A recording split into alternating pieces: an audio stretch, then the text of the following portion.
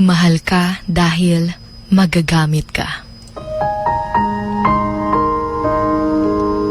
Nakakalungkot lang isipin na may mga taong mamahalin lang tayo dahil magagamit tayo. Yung sasabihin niya sa'yo na ikaw lang at wala nang iba. Pero pag iba naman ang kanyang kasama, sasabihin niyang hindi kanya talaga minahal simula pa nung una.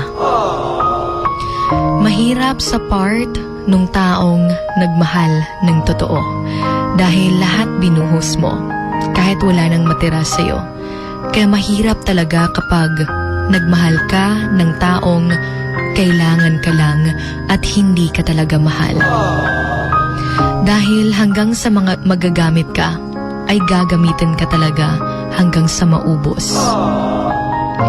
Pinaasa ka pa na ika'y nag-iisa at kailanmay di sasaktan ang damdamin mo. Pero sa buhay niya ay dalawa pala kayo. Nakakalungkot, no? Nakakawala pa ng kumpiyansa sa sarili. Dahil akala mo, totoo ng lahat ng mga pinakita niya sa'yo. Pero unti-unti ka lang pala niyang inuubos. Pati yung mga pangarap mo, gumuho dahil sa kanya. Sa kadahilanang mahal na mahal mo siya.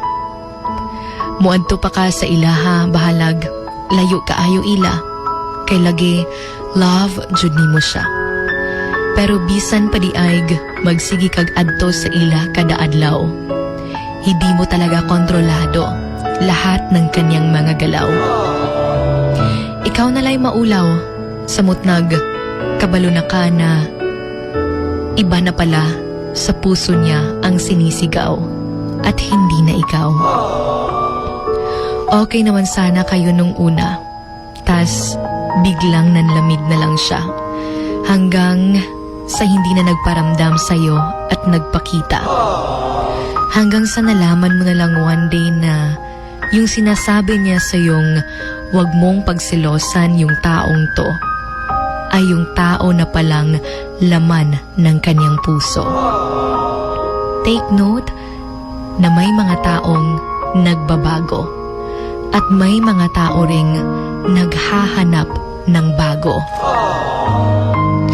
But it doesn't matter if ginamit ka lang at hindi na ikaw, dahil meron at merong taong darating sa buhay mo at ipaparamdam sa'yo na espesyal ka at kamahal-mahal ka.